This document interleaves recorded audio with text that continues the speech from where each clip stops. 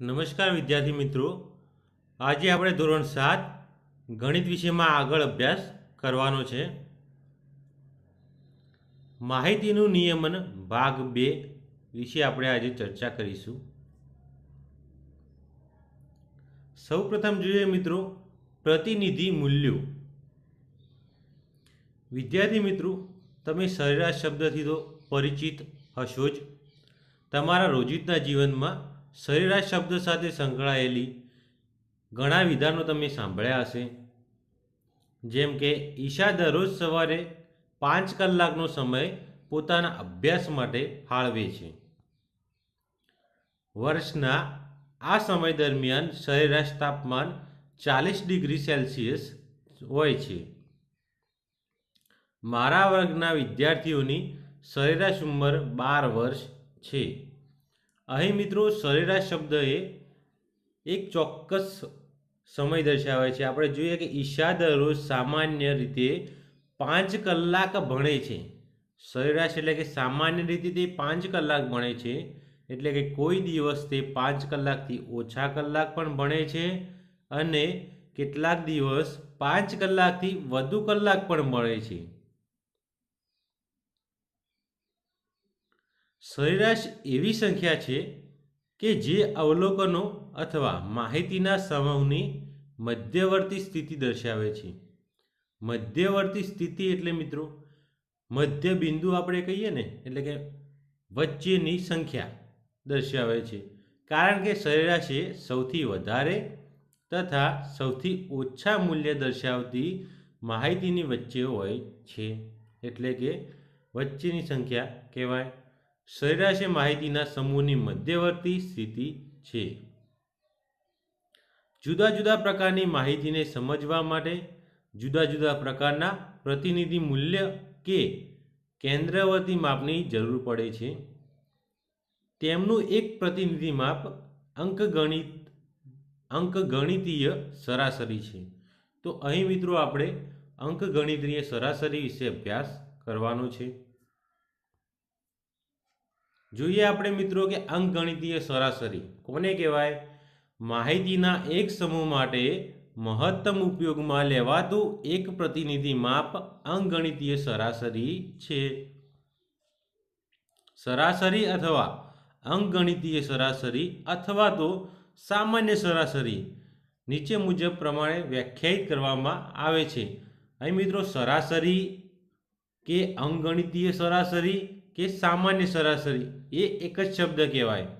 આપણને પૂછ્યું હોય કે અંકગણિતીય સરાસરી શોધો, તો સરાસરી તમે લખો તો પણ ચાલે. સામાન્ય સરાસરી શોધવાનું કીધું હોય તો પણ સરાસરી લખવાનું. એટલે કે અહીં સૂત્ર વાપરવાનું સરાસરી શોધવા માટેનું આપેલા બધા જ અવલોકનોનો સરવાળો અને તેના ભાગ્યા આપેલા અવલોકનોની સંખ્યા. મિત્રો અહીં કોષ્ટકમાં તમને જે સૂત્ર દર્શાવ્યું છે તે ખરું કરું. આ સૂત્ર ઉપરથી આપણે સ્વાધ્યાય 3.1માં દાખલા ગણવાના છે. તો જોઈએ મિત્રો આપણે એક દાખલો કે પ્રથમ 5 પૂર્ણ સંખ્યાઓની સરાસરી શોધો. પ્રથમ 5 પૂર્ણ સંખ્યાઓ. મિત્રો પૂર્ણ સંખ્યાઓ એટલે કે જે અપૂર્ણાંક ન હોય તેને પૂર્ણ સંખ્યા કહેવાય. તો 1 2 3 4 5 6 એમ આપણે ચાલીએ તો તે પૂર્ણ સંખ્યાઓ આવે. તેમાં 0 પણ આપણે પૂર્ણ સંખ્યા કહેવાય. તો આપણે સૌ પ્રથમની 5 પૂર્ણાંક સંખ્યાઓ લઈએ કે 0 1 2 3 અને 4 છે. આ 5 પૂર્ણ સંખ્યાઓનો સરવાળો કરીએ તો આપણને 10 મળે. હવે મિત્રો આપણને અહીં સરાસરી શોધવાનું કહ્યું છે. તો પ્રથમ 5 પૂર્ણ સંખ્યાઓની સરાસરી બરાબર અહીં સંખ્યાઓ આપેલી છે, તો સંખ્યાઓનો કુલ સરવાળો કરીશું, જે આપણને મળ્યો 10. અને આપેલી સંખ્યાઓ નીચે છેદમાં આવશે. આપેલી સંખ્યાઓ આપણને 5 પૂર્ણ સંખ્યાઓ કહી છે, આપણે 5 સંખ્યાઓ લીધી તો ભાગ્યા 5 આવશે. તો આપણને મળે 10 ભાગ્યા 5. 10 ભાગ્યા 5 થાય મિત્રો 2. અહીં પ્રથમ 5 પૂર્ણ સંખ્યાઓની સરાસરી 2 છે. હવે મિત્રો આપણે જોઈએ વિસ્તાર, જેને અંગ્રેજીમાં રેન્જ કહેવાય. મહત્તમ અને લઘુત્તમ અવલોકનોના તફાવતથી આપણને અવલોકનોના વિસ્તારનો ખ્યાલ આવે છે. તેને મહત્તમ અવલોકનમાંથી લઘુત્તમ અવલોકનની બાદબાકી કરી શોધી શકાય. એટલે કે મિત્રો વિસ્તાર શોધવા માટે અવલોકનો આપેલા હોય તેમાંથી મહત્તમ અવલોકન એટલે કે સૌથી મોટું અવલોકન હોય તેમાંથી સૌથી નાનું અવલોકન બાદ કરવાનું એટલે આપણને વિસ્તાર મળે. આ પરિણામને અવલોકનોનો વિસ્તાર કહીશું. અહીં મિત્રો વિસ્તારનું સૂત્ર દર્શાવ્યું છે કે વિસ્તાર બરાબર મહત્તમ અવલોકન ઓછા ન્યૂનતમ અવલોકન. આ સૂત્ર પણ મિત્રો આપણે ખરું કરવાનું રહેશે. આ સૂત્ર ઉપરથી આપણે દાખલો ગણીએ. વિસ્તાર શોધવા માટેનો દાખલો છે કે તમારા વર્ગના કોઈ પણ 10 વિદ્યાર્થીઓની ઊંચાઈનો વિસ્તાર શોધો. અહીં મિત્રો 10 વિદ્યાર્થીઓની ઊંચાઈનો વિસ્તાર શોધવાનો છે. તો આપણે સૌપ્રથમ 10 વિદ્યાર્થીઓની ઊંચાઈ માપવી પડે. તે 10 વિદ્યાર્થીઓની ઊંચાઈ માપી અને તેને નોંધવાની અને પછી તેનો વિસ્તાર શોધવો પડે. પરંતુ મિત્રો આપણે અહીંયા ગણિતમાં ધારી લઈએ કે ધારો કે વર્ગના 10 વિદ્યાર્થીઓની ઊંચાઈ નીચે પ્રમાણે છે. એટલે કે 117 centimetre, 111 centimetre, 114 centimetre, 120 centimetre, 110 centimetre, 116 centimetre, 119 centimetre, 119 centimetre, 115 centimetre અને 113 સેન્ટીમીટર એમ આપણે ક્રમશઃ વિદ્યાર્થીઓની ઊંચાઈ દર્શાવી. આ ઊંચાઈને આપણે ચડતા ક્રમમાં ગોઠવીએ મિત્રો. તો ચડતા ક્રમમાં ગોઠવવા માટે સૌથી નાની ઊંચાઈ હશે એટલે કે સૌથી નાની સંખ્યા હશે તેને સૌ પ્રથમ લખવાની અને સૌથી મોટી સંખ્યાને સૌના છેલ્લે લખવાની. તો અહીં આપણે જોઈએ કે સૌથી નાની સંખ્યા કઈ છે તો કે 110 સેન્ટીમીટર એ સૌથી નાની સંખ્યા છે. તો સૌ પ્રથમ લખવાની 110 સેન્ટીમીટર, તેના પછી 111 સેન્ટીમીટર તે આપણે લખવાની. તે જ રીતે ક્રમશઃ ચડતા ક્રમમાં ગોઠવી 120 સેન્ટીમીટર એ સૌથી મોટી ઊંચાઈ થશે. તો સૌથી વધુ ઊંચાઈ આપણને મળી 120 સેન્ટીમીટર. સૌથી ઓછી ઊંચાઈ છે 110 સેન્ટીમીટર. અહીંયા આપણને વિદ્યાર્થીઓની ઊંચાઈનો વિસ્તાર શોધવાનું કહ્યું છે. વિસ્તાર બરાબર આપણે સૂત્ર જોયું મિત્રો કે મહત્તમ અવલોકન ઓછા લઘુત્તમ અવલોકન. અહીંયા આપણને ઊંચાઈ આપી છે તો આપણે સૂત્ર લખીશું વિસ્તાર બરાબર સૌથી વધુ ઊંચાઈ ઓછા સૌથી ઓછી ઊંચાઈ.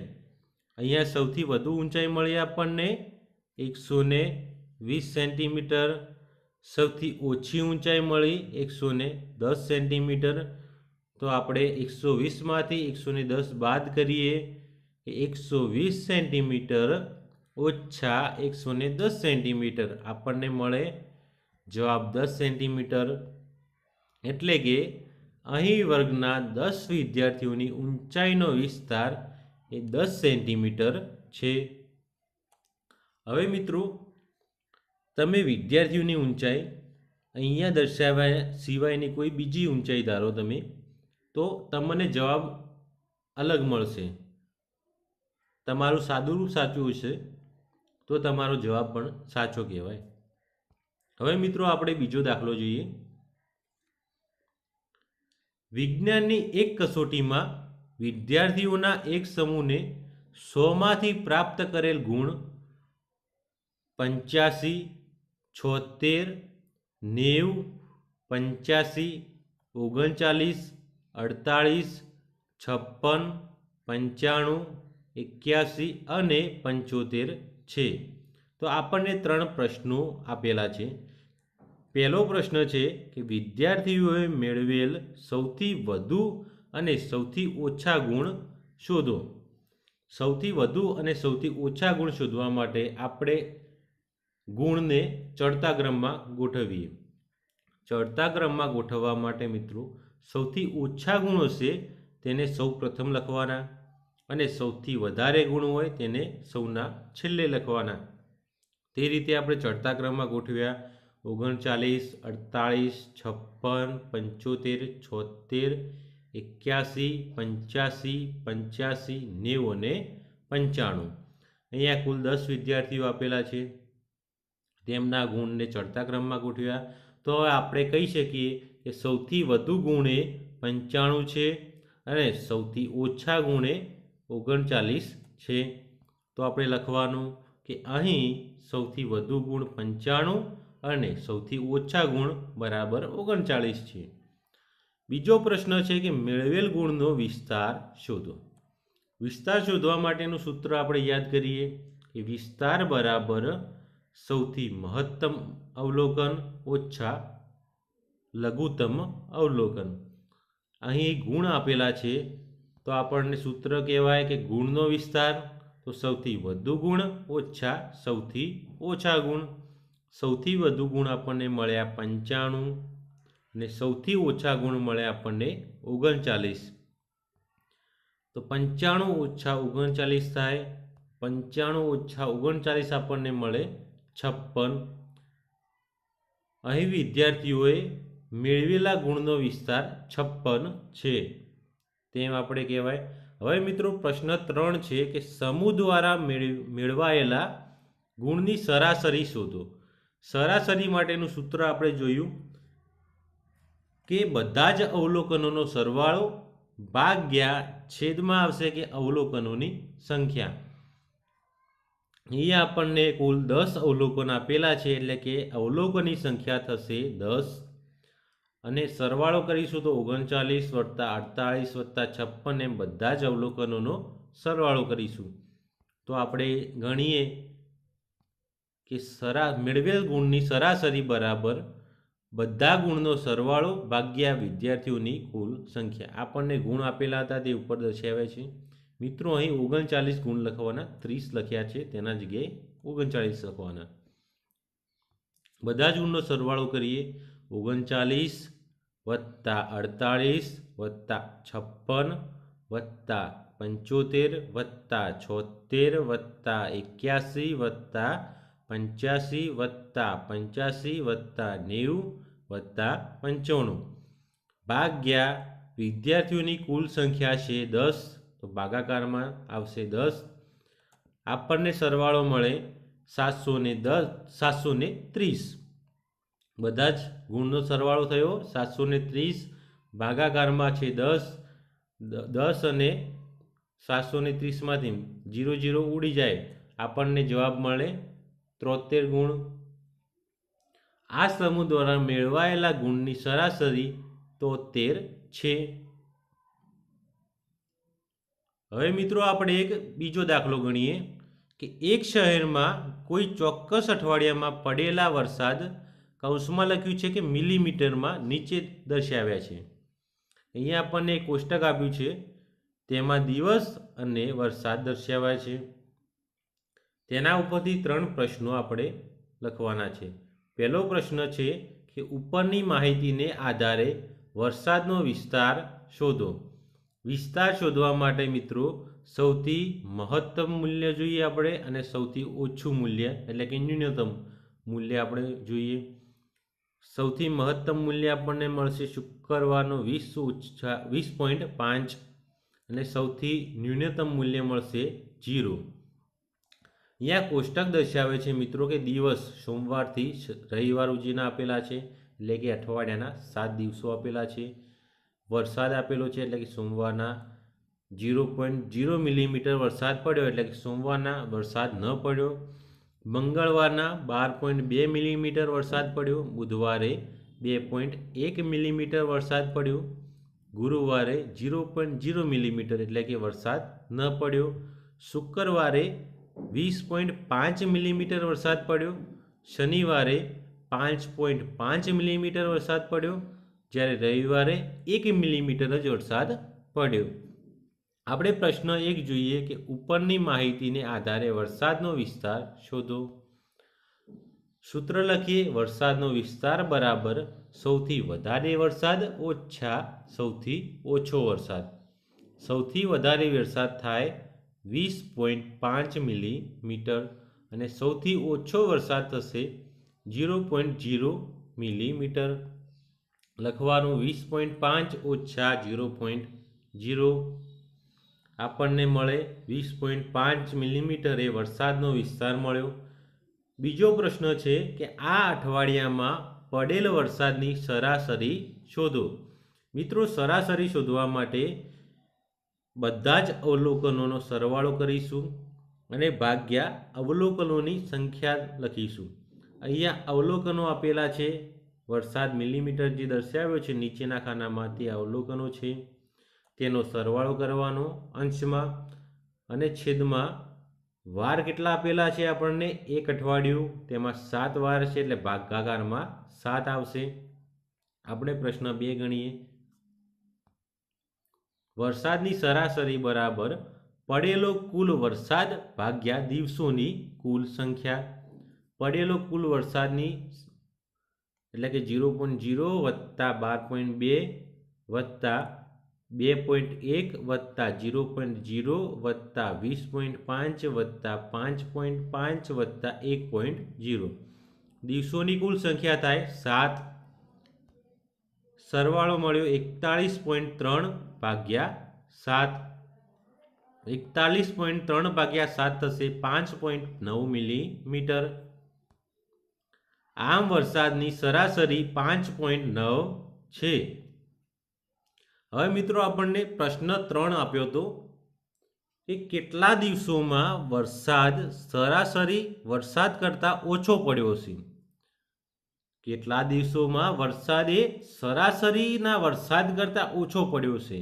એટલે અહીં મિત્રો આપણને સરાસરીનો વરસાદ મળ્યો 5.9 મિલીમીટર. તેના કરતાં ઓછો વરસાદ જોઈએ તો કોષ્ટકમાં જોવાનું કે 5.9 મિલીમીટર કરતાં ઓછો વરસાદ કયા વારે પડ્યો છે? તો 0.0 એટલે સોમવારે. મંગળવારે 5.5 મિલીમીટર વધારે પડ્યો છે એટલે મંગળવાર ન આવે. બુધવાર 2.1 એટલે કે બુધવાર આવશે. ગુરુવાર આવશે.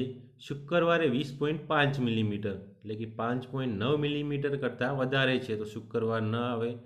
શનિવાર 5.5 મિલીમીટર 5.9 મિલીમીટર કરતાં નાના છે એટલે શનિવાર આવશે અને રવિવાર આવશે.